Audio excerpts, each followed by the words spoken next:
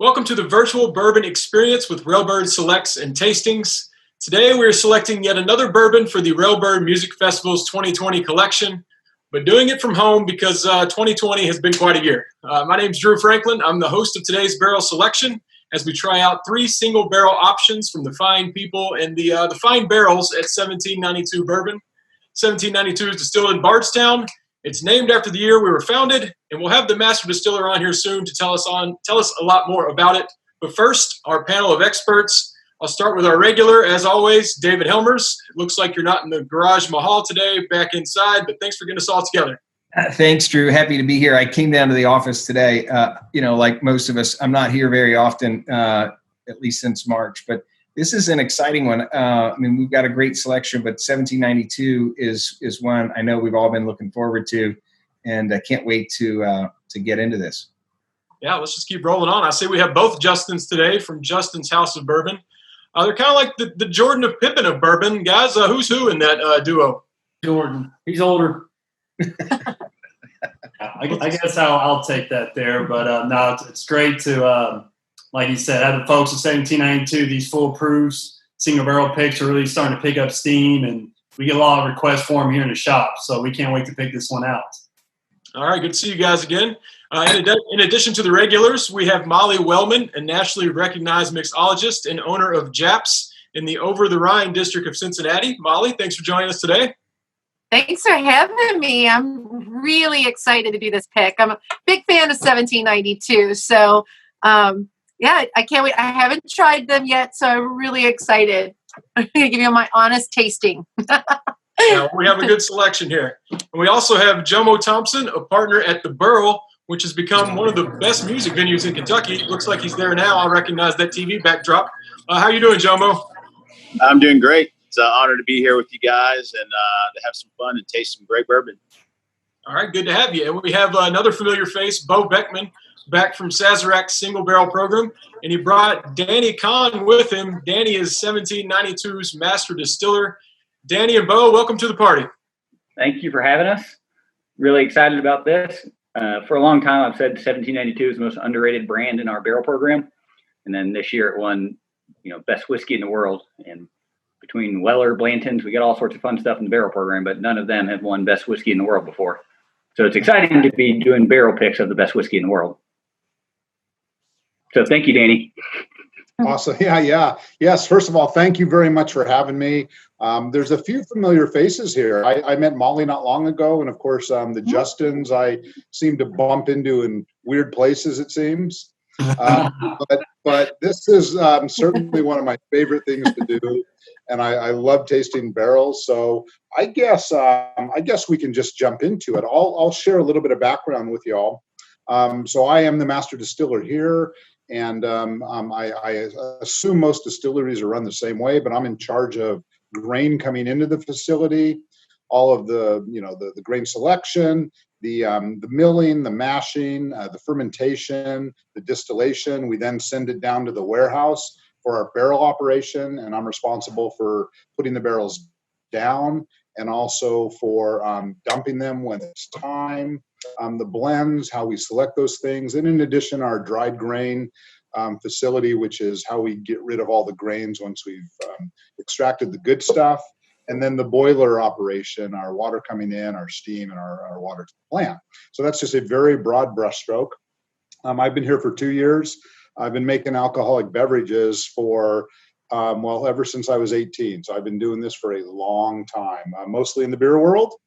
I'm fond of saying that beer is for quitters, because if you simply wait a little bit longer, you can turn that beer into bourbon. I mean, after all, we start out with distiller's beer, and then we, get rid of the stuff that doesn't mean so much, concentrate it, purify it, perfect it, and then put it in barrels. So yeah, if you can wait a little longer, you can turn it into bourbon.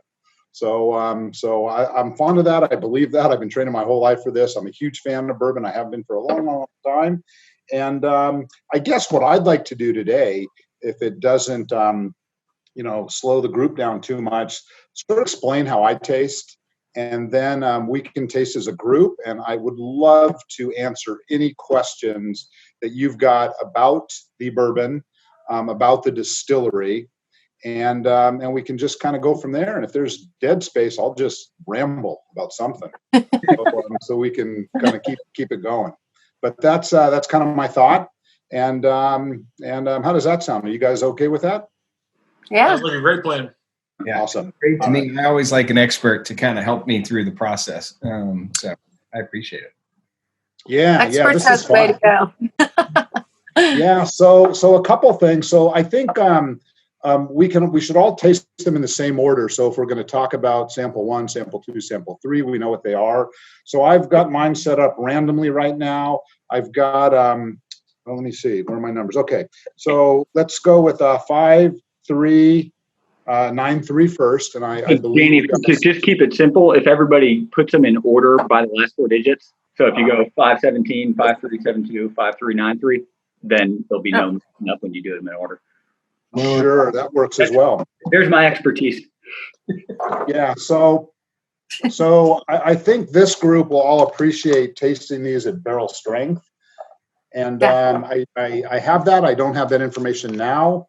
I find it to be very important to taste blind, because if I tell you that one's from, warehouse, whatever, and one's at a certain RIC location, which is higher or lower, then we will have a bias, and we will make some judgments about that bourbon based on what knowledge we know. And as good as we are about sort of keeping those facts out of the way, it doesn't work. I mean, if I were to taste one of these and say, oh my God, this is incredible, or it's awful, I think that plants a seed that we can all not ignore. So it's really good to taste as blind as we possibly can. I prefer to taste them at barrel strength. This I think is going to be a foolproof pick. Yeah, so all the samples right now are cut to 125, so almost barrel proof.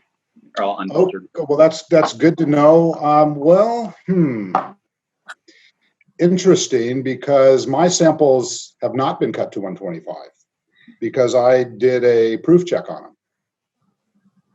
So that is not the case for mine. I am certain of that because I did just run proofs on these a little while ago. The ones we mailed out, so the rest of the group would have had them cut. They went through the lab. I'm guessing they Gotcha.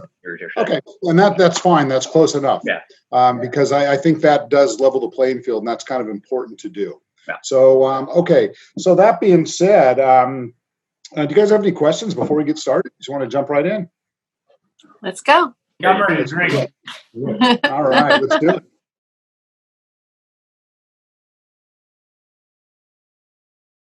So I'm always evaluating color.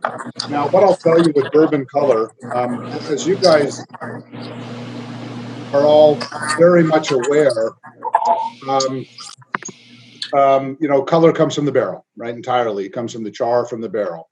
And in very, very, very young bourbons, you're going to see a lighter color than you will. That color curve comes up very steeply, and over time it slows down.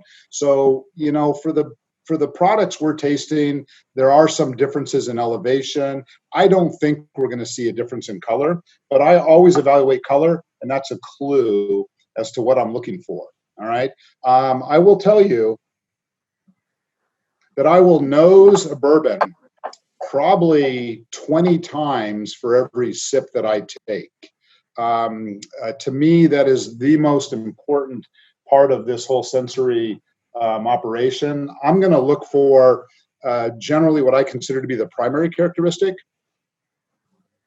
And once I really clearly identify that, I guess the best way to explain is I try to ignore it, and then I try to find out what that secondary characteristic is.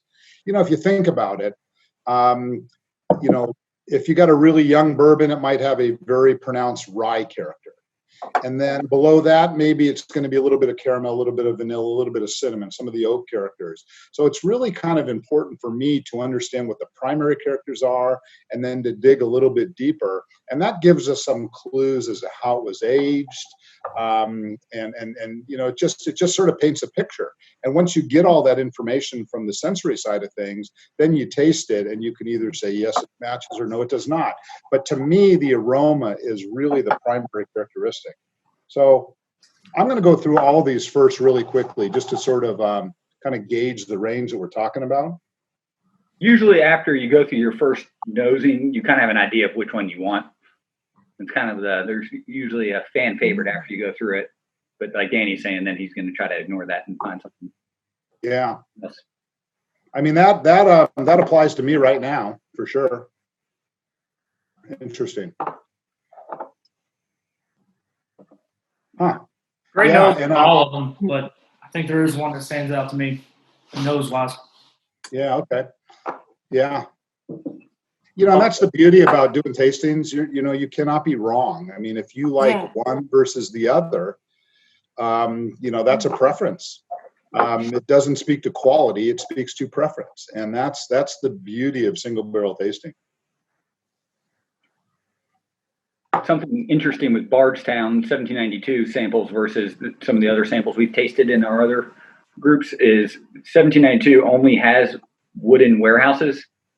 Buffalo Trace, we don't have any wooden warehouses, and you can taste there's a distinct difference in the whiskey, and you can pick up on it from that.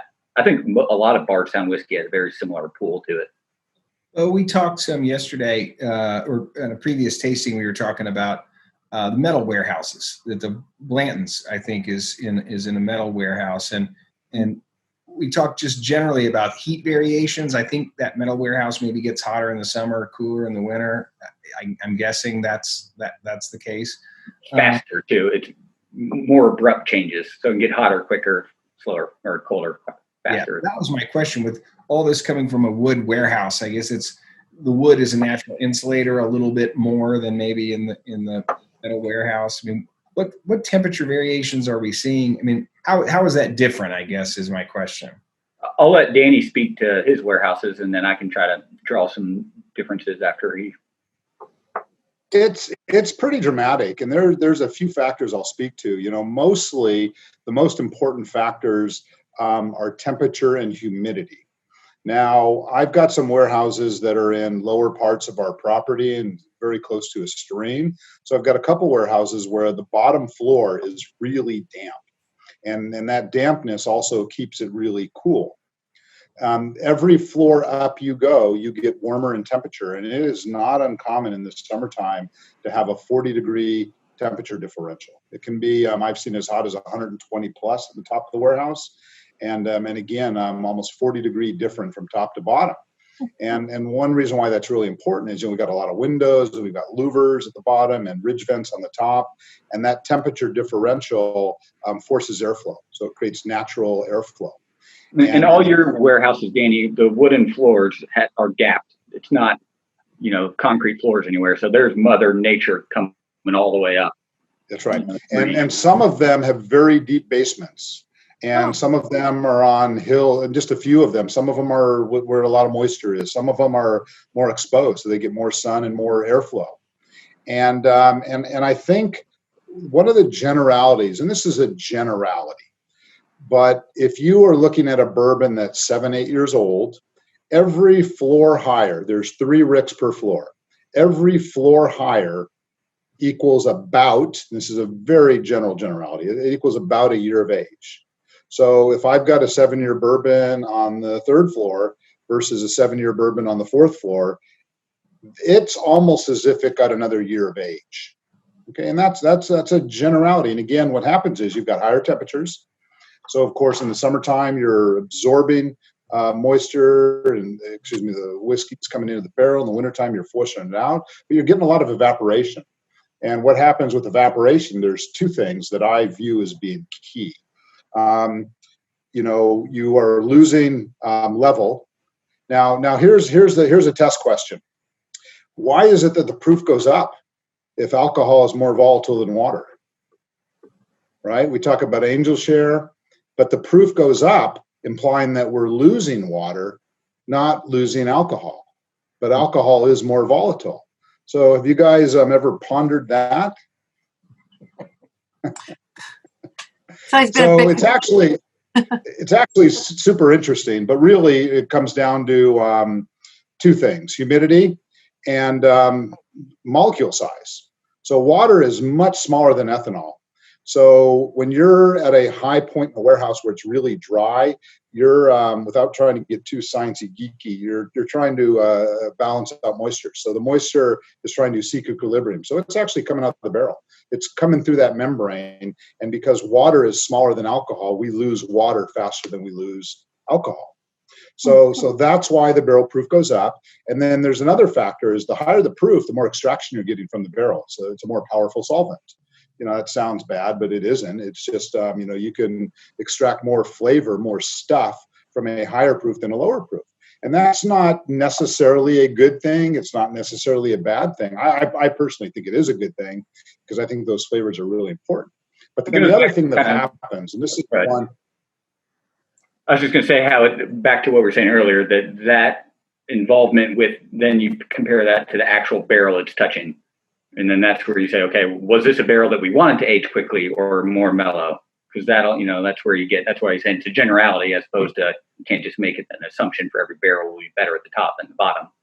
Oh, absolutely. God, yeah. I can't even begin to control barrels. There's subtle little Mother Nature differences, and that's the art we get to live with, and that's the fun part about barrel selection. But then the last thing that I want to talk about, I know I'm talking way too much, we're not even tasting yet, but as you lose alcohol, you're replacing that with oxygen. So it doesn't create a vacuum. Alcohol leaves, oxygen comes in, and that oxygen reacts very, very slowly with things that are in the distillate. And I believe, personally, the most important part of that are fermentation characters. So they oxidize, they change. I mean, think about the taste of a grape versus a raisin. They're both grapes, but the raisin has been dried out, it's concentrated. There are different types of flavors because of oxidation, and those are some of the real magical flavors that develop as a result of aging. So again, the higher the floor, if you have more airflow, you're going to tend to drive off more moisture. Our barrels that are on the edges tend to get a little lighter, meaning we evaporate more than ones in the center. So there's all these little subtle things that go on that drive flavor, and it's really fascinating. So it's kind of it's the fun stuff to me. It really is. Hard to replicate. Yes, indeed. You said your rick houses have a basement. Do you? I haven't seen that. That's cool. Yeah, so some of the ones that are on a hill, they had to be sort of dug out. So the basements are not all the same, but they are shallow at one end and deep at another. Okay. So yeah, some of them have basements. And do you store barrels down there, or is it too cold? No, we don't store barrels down there unless they fall down there, and occasionally we find a barrel down there. That's kind of fun. it's not designed, but you give me an idea. If we, we're pretty full right now, and we need capacity, so maybe I should start storing barrels in the basement. Hey, let me make one comment about that, and this is actually really cool. We, last year released our 12-year bourbon. And we actually did a very small quantity of 12-year bourbon that was just for a charity that we released out of our gift shop on the day after Thanksgiving. And what happened was we wanted to pick one barrel, found one that was incredible. And of the 5 we had to choose from, by the way, these were barrels that were literally lost for 4 years. We just lost track of them. They were in my inventory. What's that? So they were in my inventory. I gave them back. Oh, good. Well, yeah, there's a few others out there I want to lose, but I don't think I'm going to reasons. But anyways, what happened was we tasted one of them, it was really incredible, and there were 2 others that were really good. But then as we blended 2 together, it wasn't quite as good, and we added a third, and it was better than any single combination. But what was really interesting is that these barrels were stored on the first floor of a very cool warehouse for 4 years. Wow. And it's kind of like Scotland, where it's damp and cold and they don't pick up and proof. And these barrels actually lost proof. They actually gained water. They absorbed water from the environment. And as a result of that, they actually picked up some of the flavors that were some reminiscent of the aromas. I mean, I don't go around tasting the warehouse, but you can smell things. And that actually transferred to the barrel. So we had this sort of terroir thing going on. And they were absolutely incredible. Unfortunately, we only had, I think, 472 bottles of this stuff. But that was a really unique exercise in aging. All right. I'm talking way too much. So, do you guys want to throw out some of your comments on these? I feel like everyone's kind of been tasting through these. Has anybody not tasted through all of them or knows all of them? I've I only just been sniffing. them. I've been sniffing too, and sneaking a drink.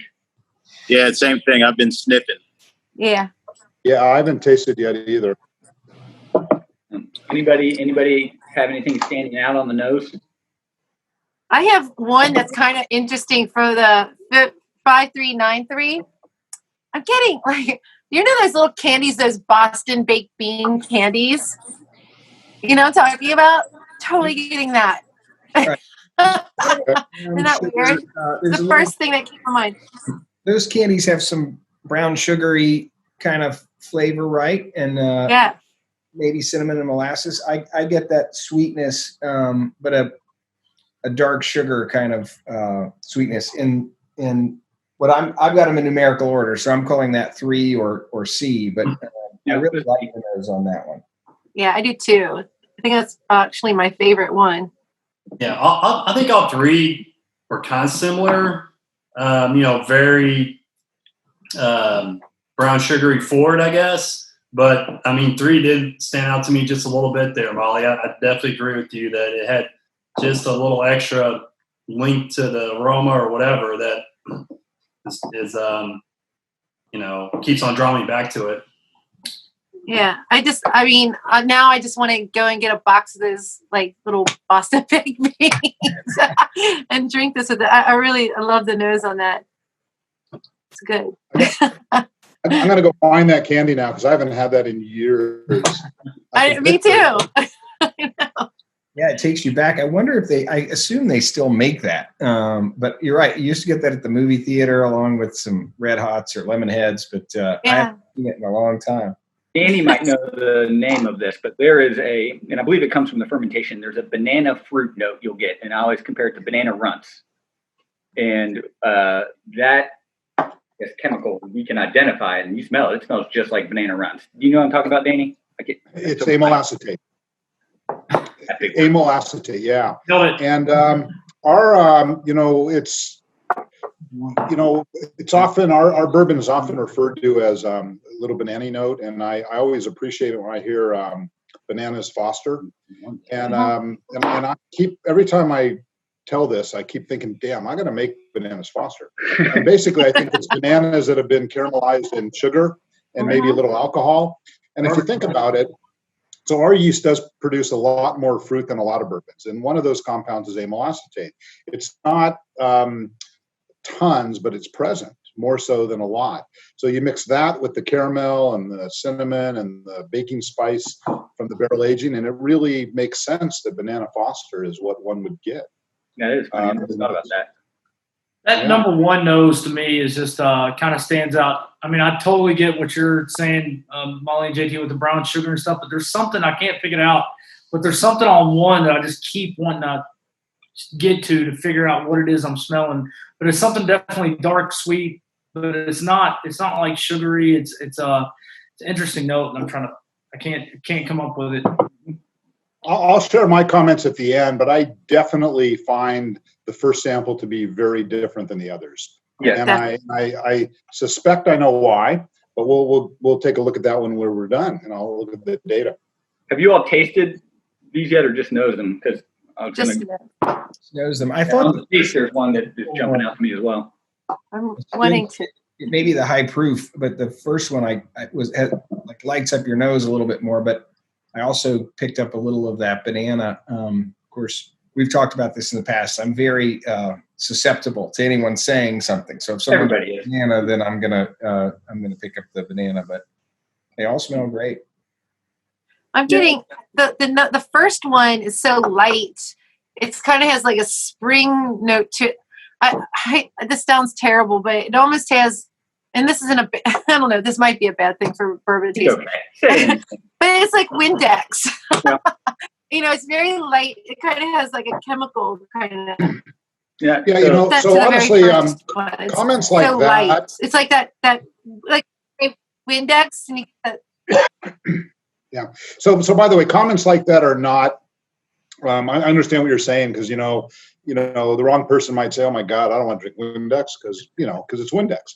But it's always very good to associate taste, and they put stuff in Windex that's probably meant to be a little bit desirable. I have no idea, but Yeah. it's good to relate your sensory experiences to what you recognize.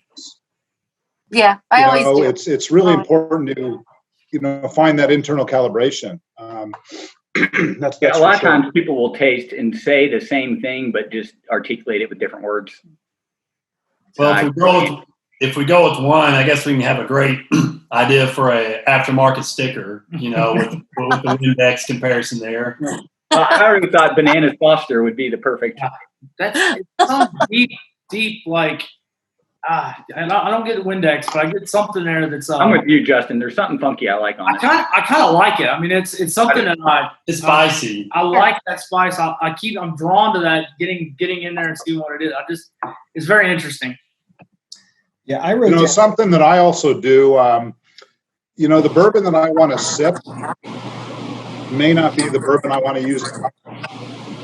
And I tend to like younger bourbons in a cocktail. I just think they mix better. My cocktails are usually very forward and balanced. At least I like to think so. But I like younger, stronger bourbons, generally speaking. Cool. Jomo, did you have any strong thoughts on the nose there? I know you haven't been able to chime in just yet. Yeah, well, honestly, what I'd like to do, I'd like to go through them all and let you guys decide, and then I'll speak up. What about you, Jomo? One of the things I noticed when just nosing them, like you said, so I really took it literally and tried to nose all of them about 20 times. But the second one, 5372, I feel like that has like the softest bouquet, like it's like really pleasant. The other two, the first and the third, the first especially, I think Justin Sloan said that, like a real spice to it.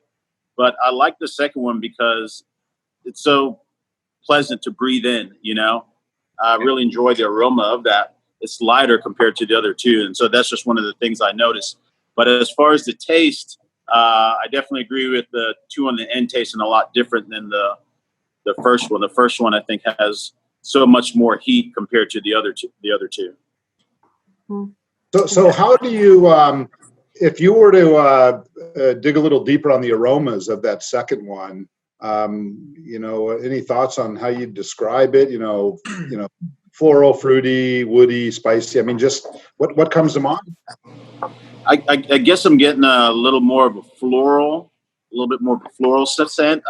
Of course, the spice is there too, but again, it's just almost like a perfume kind of that I really enjoy about the smell of it. Just very, very pleasant, very soft, a delicate smell.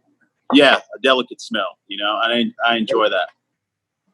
I get a lot of honeysuckle off of that right away, so I get that exact same thing, and then the spice at the end. So we have the same nose. I think floral bouquet is a good description. Yeah, honeysuckle, buttercup, sweet and light.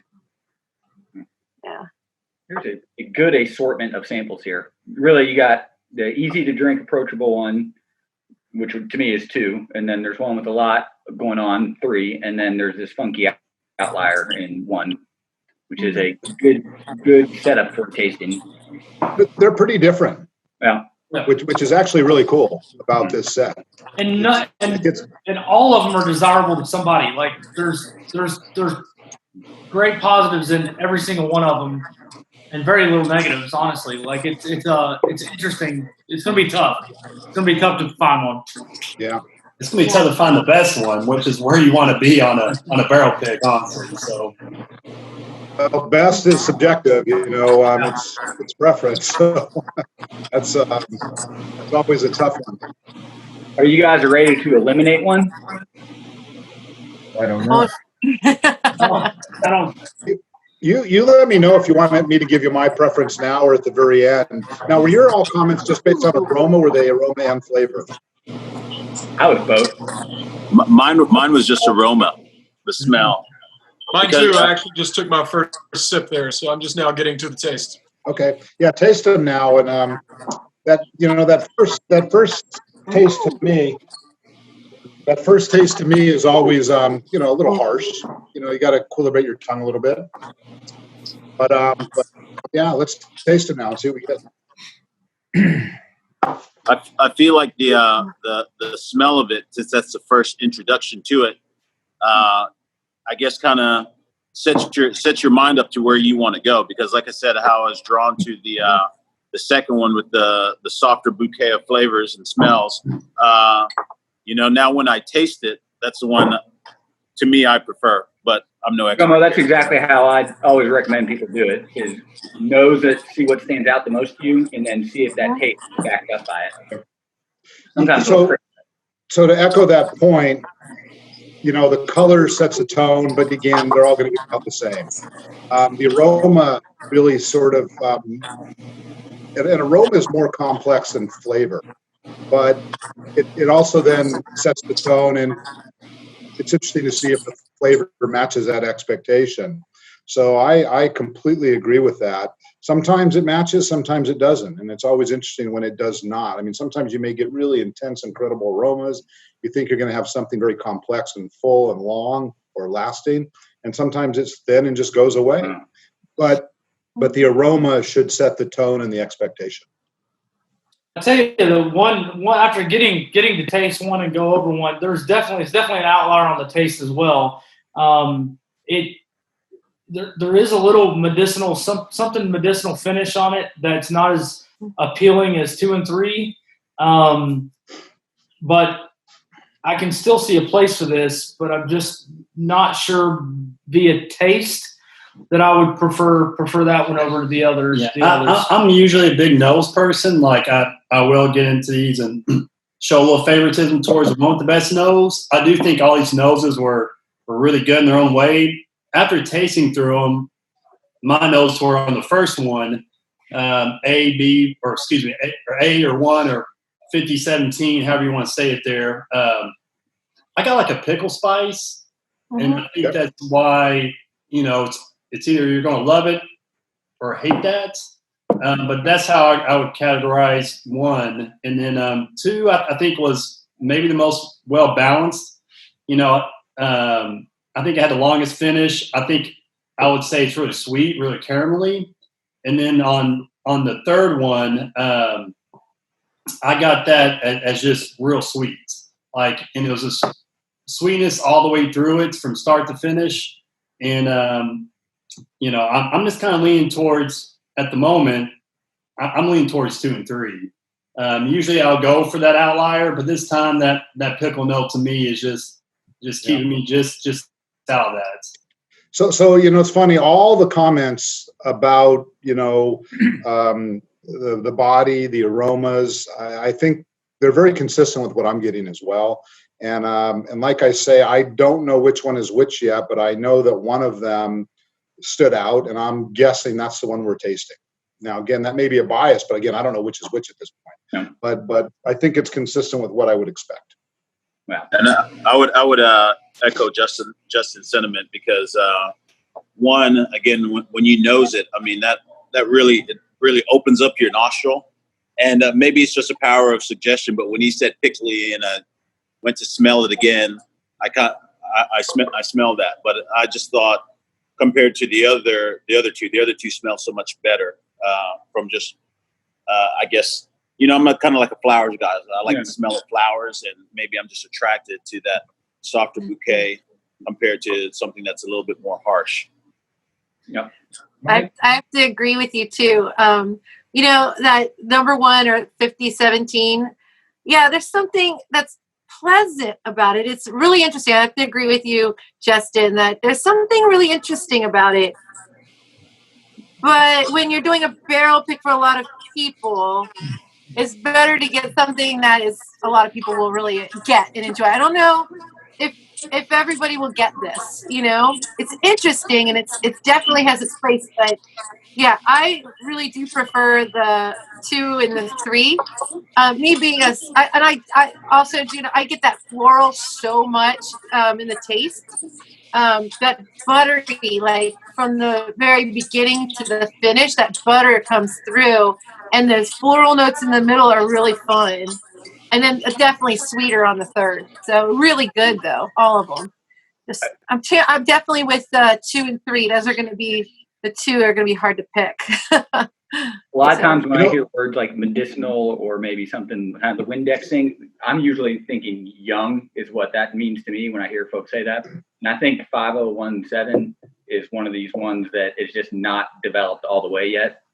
And it's a type of barrel that I would like to taste again in a few years to see what it has become. Oh, yeah. Because some of these can just get crazy cool, but it was kind of like when I compared Steph Curry and LeBron James with barrels.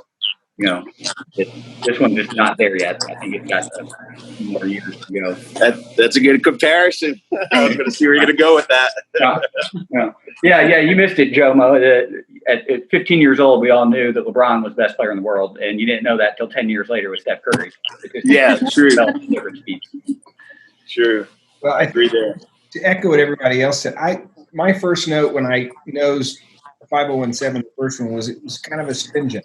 Whether you call that Windex or you call it a pickle note, but it was, and I wondered if it was the proof, but I think it was just kind of a little bit more acidic. I think that was consistent in tasting. It's unique. It's an outlier from these, and we're always looking for something unique. But I think second two are my preferences out of these 3. Unless somebody wants to make a strong argument for number 1, it feels like we're kind of leaning towards 2 and 3 or 7-2 and 9-3 is kind of our contender. I agree with you. I feel like Railbird in 2023 can come back to 5017 and see what's going on with it. Hope you do that. Hope you do that, Beau. Can we do it in person in 2021, please? Exactly. Yeah. So actually, my only request is then when we do this, especially with Molly, we need to make cocktails out of all these. Perfect. And, Done. We're in the same cocktail out of all 3 of these bourbons. That's my most favorite thing to do when I entertain people. Love it. Mine too. I don't know if you all heard this. I've served it to somebody. But I did not long ago, actually probably about a year ago now, I made 14 old fashions, and they were very precisely the bitters measured, the sugar measured, and 2 ounces of spirit. It was either a couple ryes in there, but mostly bourbons, high rye, low rye, even a wheated bourbon. And then we tasted them blind. And didn't rank them 1 through 14, but clearly this group preferred the higher ryes because it just that spiciness, that body holds up with a little sweetness, little bitters, and also say that wild fashions tend to be very low on the sweetness scale because I find most people just make them too sweet. It's a good indicator cocktail. Good bartenders really know how to make an old fashioned. It's actually harder to screw up an old fashioned than it is to make a good one, in my opinion. Oh, I've seen some people screw up an old fashioned.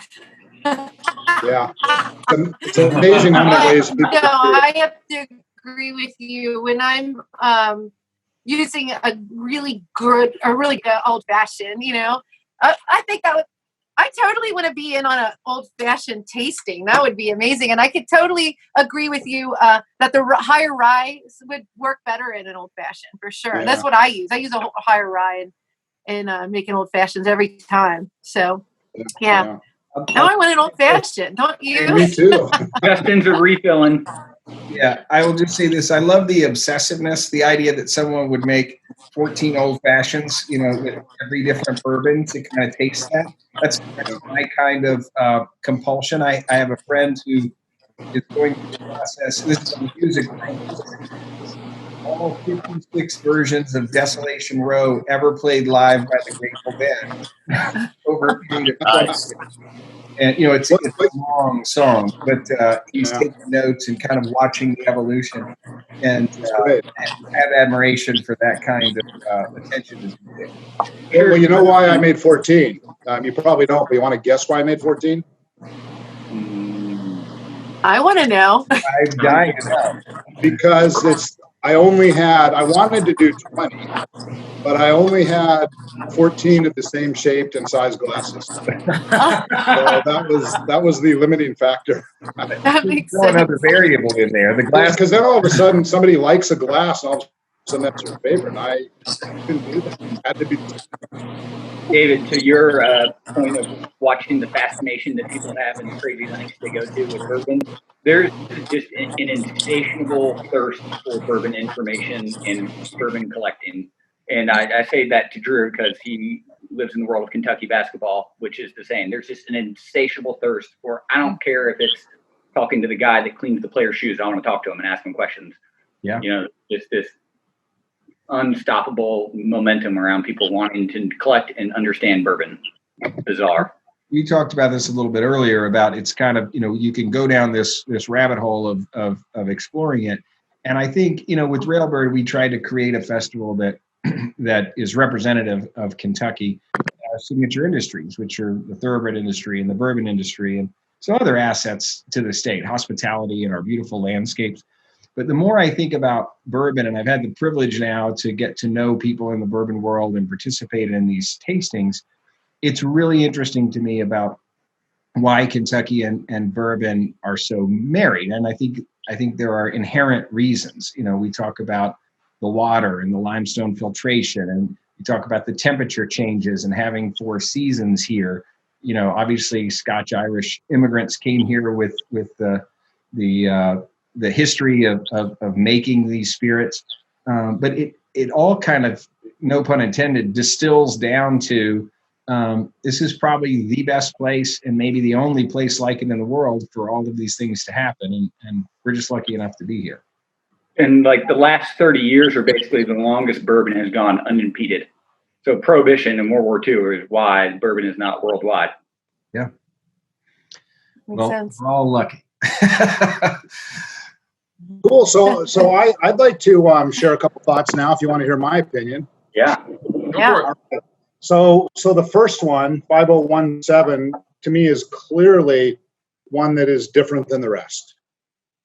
And I find it to be, and again, I'm speaking sort of just based on flavor profile, I find it to be younger. And the comments that were spicier and thinner and Windex, to me, speaks to the alcohol that is present, the fermentation characters. It clearly, to me, is a younger bourbon. I don't see it in color, but I get it in taste. Now, an important point to note is that, remember, all these bourbons have the same grain bill, assuming that we had awesome process control, the same grain bill, same fermentation, the same everything, and then it was put in a barrel. Even if you assume the barrels were all the same, everything in all these bourbons is the same. So why do they taste different? It's not necessarily like, it's generally not that something is missing. It's more the case that something is covering up other things. So to me, this younger bourbon, I get more grain notes. I get a little bit of, again, generally grain, subtle corn notes. I actually feel like I get a little bit of a barley note, which is probably not likely because we just don't use that much malted barley. But I clearly get a lot of rye. And the rye is the spice, and it's the it also the alcohol's there. So to me, this is a much younger bourbon. That's really all there is to it. I think it's fine. It's just younger. It's sort of the way I like to explain it. And this may not be popular, but when one tastes a rye bourbon versus a wheated bourbon, and some of that sort of applies here, and I'll explain what I mean.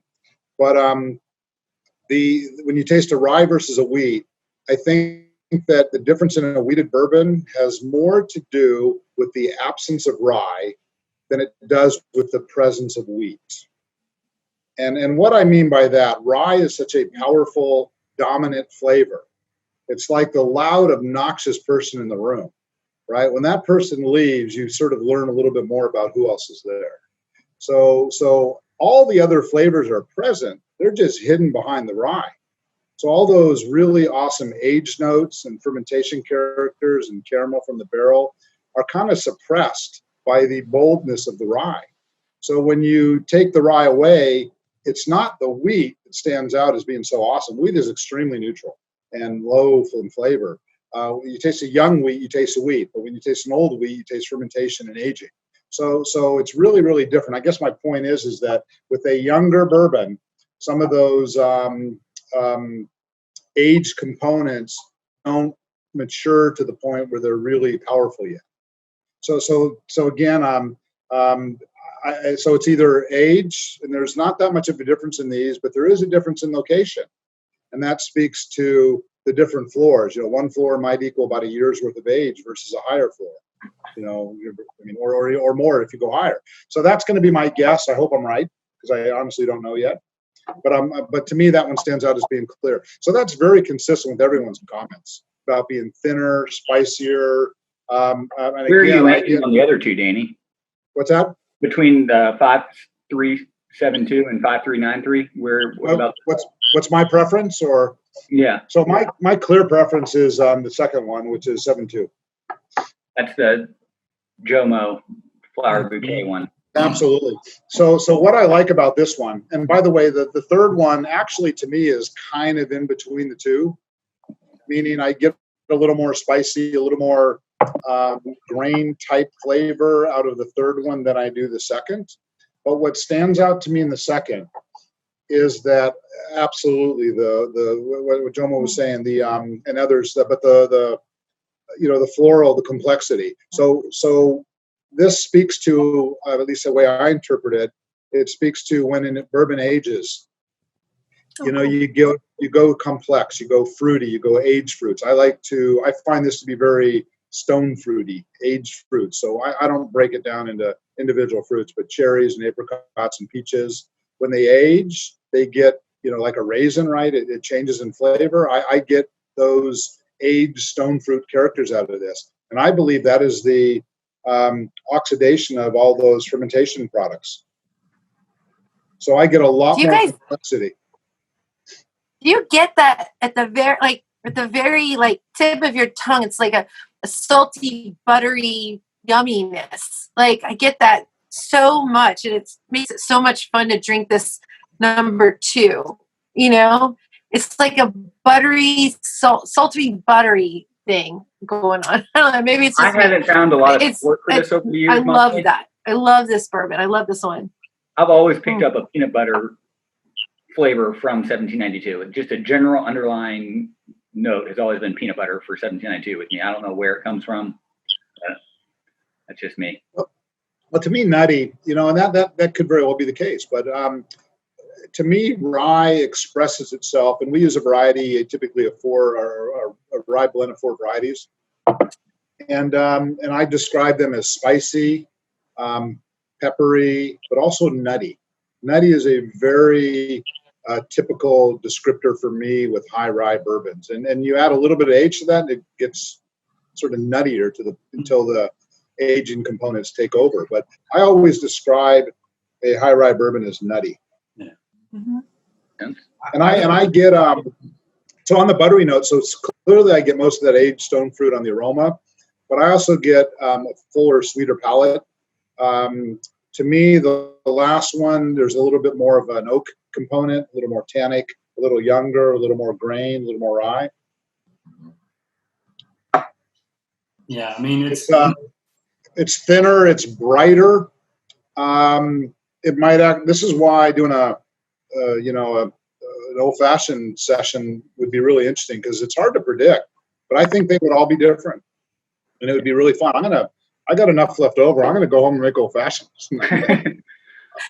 I'm totally gonna use your idea and do an old-fashioned tasting online. What you do. I would love to participate as an observer on that. That'd be awesome. I'm sure we can make this work. I was going to say is I always describe Justin Sloan as nutty, and then but both of these 2 and 3 are amazing to me. The finish on the 1792 is really long. I mean, it stays with you, and it's good. I kind of 3 was sweet, warm to me, and had a really long finish. And I kind of wrote one note. This was kind of my kind of bourbon. It's kind of bourbon I like to sip and drink. I do think number 2 is brighter and lighter and a little more floral, but it's a tough decision. They're both really good. Three to me just seems like it has more of a backbone, like you kind of like 2 on steroids a little bit. I find that 3 just punches me in the mouth more a little bit, and that's personally what I like. The bigger, bolder for me. That's what I get out of 3. They're both similar in the foundation, but for me, the finish, the mid palate on 3 is a little bit bigger than 2. Both of them are great though. I mean, this is going to be tough. Yeah, I mean, 2 and 3, 2 great selections here. I mean, if you put 2 balls in front of me, I might try drinking them both in the same setting. I don't know, but there's I do agree with you, David, on 3 with the finish being a little bit longer and just a little more pronounced. So, I mean, like I said, I mean, I wouldn't turn either one of them down. It's very difficult for me to say which one's a winner. I think I give 3 the slight edge because of the finish, but I think everyone has just, I think we're all speaking the same language here. I mean, I do agree 2 is very approachable. I still think it's the best balanced one from start to finish. I do prefer just a little more heat on mine. That's why I would go with 3. But, I'm pretty excited that we're getting one of these 2 here for sure. Just to build on that a little bit, what I would say is if I was picking a barrel for myself and I was going to get 200 bottles in my back bar at home, I'm picking number 3 because there's more going on, and that's what, I'm going to be drinking multiple of these bottles. If I'm picking for a group of people that I'm not sure where they're at with bourbon, and so that's where, if I'm picking for Railbird customers, 2 to me is a more fan pleasing. It's easier to drink, more approachable. So personally, I'm picking number 3 for myself. If you said pick one of these for someone that doesn't drink a lot of bourbon, but they may pick up a bottle, I'd say probably 2 is what would more people. And I don't want folks to think that like 2's soft by any means. It's not soft. No. I mean, it's got, like I said, we're really, really just splitting hairs here on these descriptors and getting real nerdy on it. And I think either one would hold up in a room full of bourbon geeks like myself or whatever, or even the folks that are just new to bourbon. So, I think either one would be there. But yeah, to your point, I mean, a few extra folks would probably go with 2 because of the lack of that real big spice hit that Danny was talking about. Last thing I'll say is with 3 too, and Beau, you mentioned this, it's kind of the mouthfeel and viscosity, I think is the term we use, but I think that 3rd sample has just a really smooth feel on the tongue that then leads into that long finish. But, and I don't know if mid palate is the right word, but it just, when it kind of gets beyond the tip of your tongue and that sweetness, it's just, and I like that sensation. When I say like, oh, this is my kind of bourbon, there's a really nice, warm flavor there that stays with you that I'm a big fan of. Drew, you like it? Been pretty quiet here. 2 and 3 since the beginning stood out. I didn't even think 1 was in the conversation, but I don't mean to be middleman, but I am completely torn between the 2 of them. And everything you all say, not to be followers, I thought I was leaning towards 3.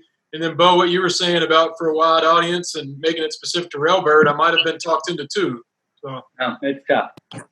Yeah, I definitely like number 2. I feel like it's an easier drink.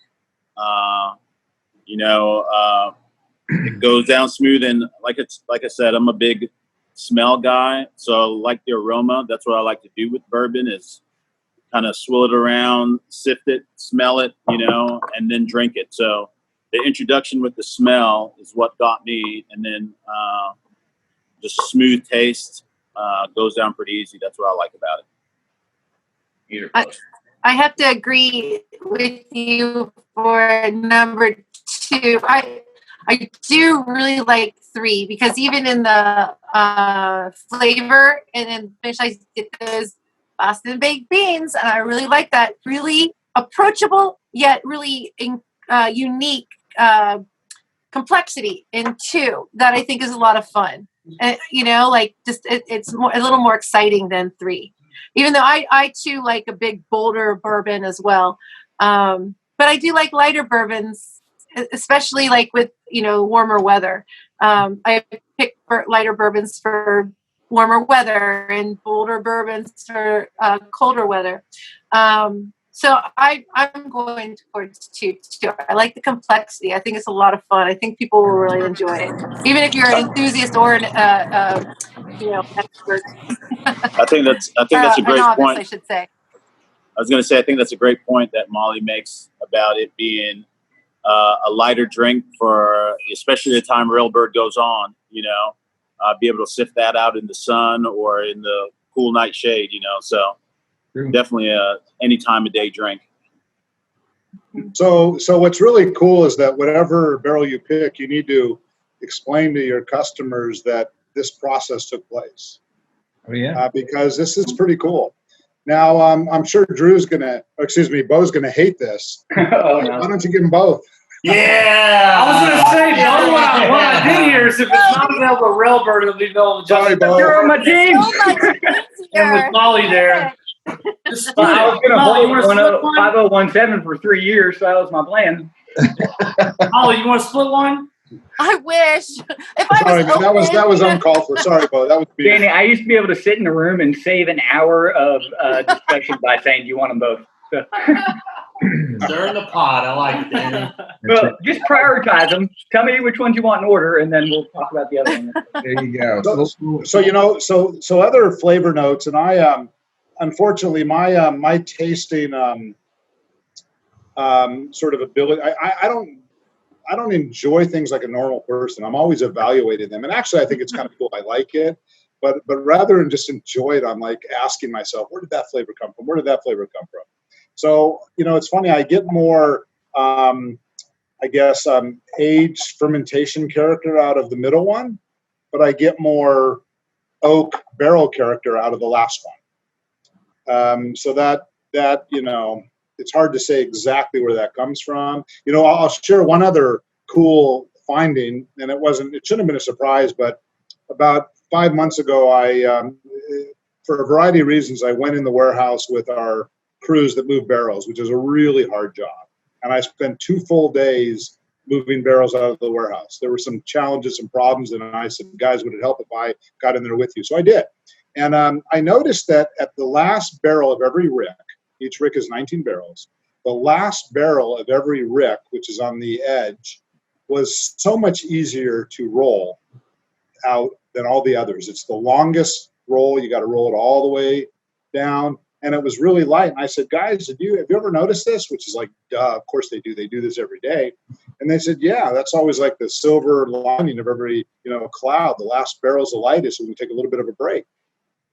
So I said, well, let's sample them. So I sampled in the same rick, the end barrel and the middle barrel. And the end barrel was lighter because it had more evaporation. It was closer to the edge. It had more airflow, so it evaporated more. And the taste difference between the two, the same lot of barrels, the same lot of bourbon, was dramatically different. Wait. And there was less volume in it. I think it was 2 issues. I think, as you evaporate, you get more concentrated. You get more concentrated, you extract more flavor. But I also think that when you evaporate more, you get more air in, you get more oxidation, and you get more of those stone fruit flavors. So I think it was a little bit of both. But it was, it's often dangerous to let people who don't taste for a living make a comparison, because what if they don't see a difference? It's like, for example, if I got a process problem, I'll let operators taste it so they understand, this problem is bad for flavor. But in this case, they were like, wow, what a difference. So it was really interesting how the end barrels tasted more in general. So that was really cool. And when I think about it, it should not have been a surprise, but it's good to experience that kind of stuff. There's a lot of information that's hard to back up with data in this industry. Yeah. So by the way, I want to make a comment. Somebody I think referred to one of them as pickle spices. I think that was you, Justin. Yeah. So would that be dill or just pickle in general, or not enough information to really know? Just pickle? I mean, I would say just this general pickle, like you dropped this little pickle juice in there, like faintly. I mean, obviously not a huge thing, but it was like pickle and a little bit of heat all in one. Yeah. So there is a compound that's associated with barrel aging called the lactone, and there's two of them. One is the more predominant one is coconut, toasted coconut, and I usually get that in very long aged barrels. It's just really a treat when you find that. But then, without getting again too sciencey, there's the compound's the exact same everything, but one part of it points this way, and on the other one it points this way, and it refers to its shape, its structure. One is called cis, one is called trans. So one of those tastes like coconut, the other one tastes like dill. So it is not uncommon to taste dill in bourbon. Now, I don't know what drives one versus the other, but it is a thing. It is a real thing. Dill is a thing in bourbon. Wow. Are you guys ready to vote on the last two? You want to do a little 1, 2, 3, throw up a number? While you do that, I may lose you for a second. I'm going to look them up because I want to find out. I didn't print. I got to look them up real quick with this picture. I'll speak a little bit to Danny's kind of almost neurotic want of defining those differences and why. The first time I met Danny, me and JT were here at the shop, and we're walking around, and we see this guy that looked like he just come off the hiking trail. He had boots, shorts on, big T-shirt, sweaty. He starts talking to us about bourbon. We're like, this, and we remember that. About fits. We talk about oxidation, and we get sit at the bar, and we're talking for probably about 45 minutes or so about why oxidation we think makes some of that older whiskey different. And about 45 minutes into it, it's like, all right, I got to come clean. I'm actually who I am. I'm the new master distiller at 1792 over at Barton's there, and it hadn't even been announced at that point. And so we sit there and talk for probably 2 hours about different old stuff. And I think you told me last time I spoke to you that you had started some experiments on oxidation because of that, like oxidation in the bottle. But just that is Danny. That's how we met him. He was like, why? Why? Like Moore's like, yeah, that's good, but why? So it was a fun treat, a fun way to meet you, Danny. I remember, but I actually did just get off the trail. Where was I? In Red Rock? Yeah. And I just did a pretty ridiculous hike, and I thought, I got to check you guys out. So yeah, we were talking about something, and I thought at some point, I didn't want to come in there and just say, hey, this is who I am. But at some point we were talking about stuff, and it became probably disingenuous if I did not introduce who I was. So that was fun. We tasted some. You guys shared some really. Yeah, that was fun. That was a fun day. We were just hanging out, wanting to drink a little bit. I mean, we were kind of dead that day, and we're like, hey, let's. Here's a guy coming in wanting to talk about whiskey. Let's just drink with him. That was fun. It was good. So once you guys decide which is which, I'll share with you a little bit of data on these things. So guys, how do we want to do this, Drew? Are we going to rock, paper, scissors it with a 3 and a 2 here, or? I've made my decision. In the past, we just held up a finger, whatever everybody thought. Should we just do that again? Yeah. We'll do 1, 2, 3, shoot kind of approach. 2 will be 5372, and 3 will be the 5393. Okay, cool. We're gonna count it down. Yep. Wait, are we gonna do like Lethal Weapon? Is it 1, 2, 3, shoot? Go 1, 2, go. I'll count us down from 3, then show your pick.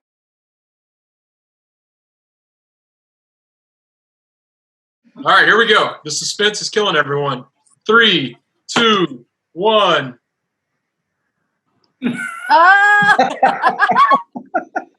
All right. I think we have a winner. That's the 5372. Was that number 2? You know that's backwards.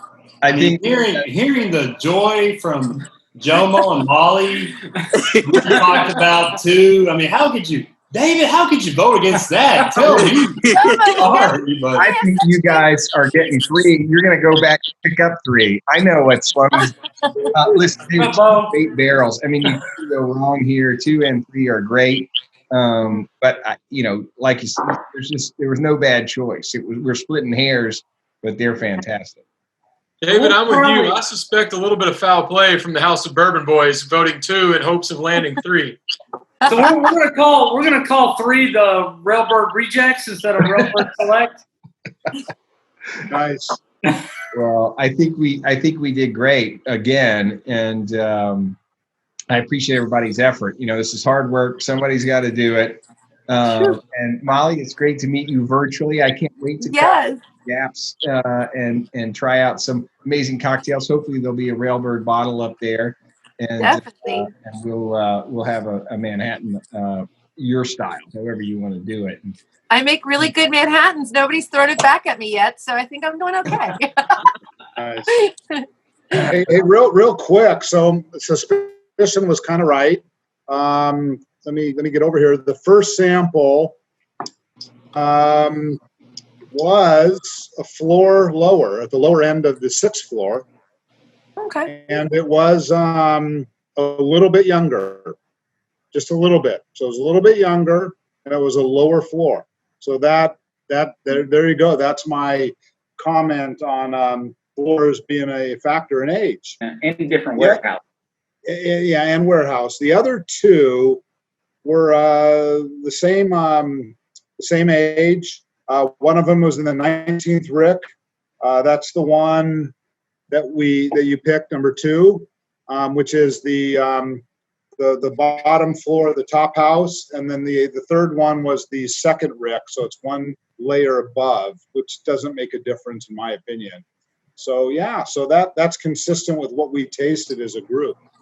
What is the age on this? What was the age on these? These will all be 8 in February and March. Okay, cool. So I kind of had a feeling, but I wanted to see. Yeah. Cool. If our refills that you send us run out, Justin's or Beau, you just send us more whenever I'm ready for a refill? Yeah, we're in Lordstown and Frankfurt. You can come find us at the Distiller. Making sure. Millions of barrels aging. Awesome. So is number 2 or 55372? Is that where we landed? 5372. That's the pick. That's the Railbird 2020 Rickhouse Select from 1792. 1792 foolproof single barrel, the whiskey of the year, right? Yeah, 125 unfiltered.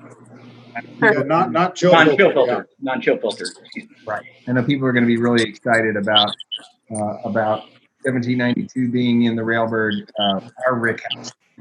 And gosh, we appreciate all the information and the expertise and everybody's effort in going through this process and picking another amazing barrel of whiskey for Railbird this year. Awesome. Thanks for the opportunity. Thank you so much for having me. For sure. This is awesome. It's fun. I guess that'll do it. Thanks, everyone, for joining us for this tasting. We have the one that will be in the Railbird Rickhouse selection. So thank you all. Cheers. Cheers, guys. Cheers, guys. Yes, I'm going to go make some old fashions now. There you go. We're in on that party. All right. See y'all later. All right, thanks all. Appreciate it. See you Bye-bye. guys.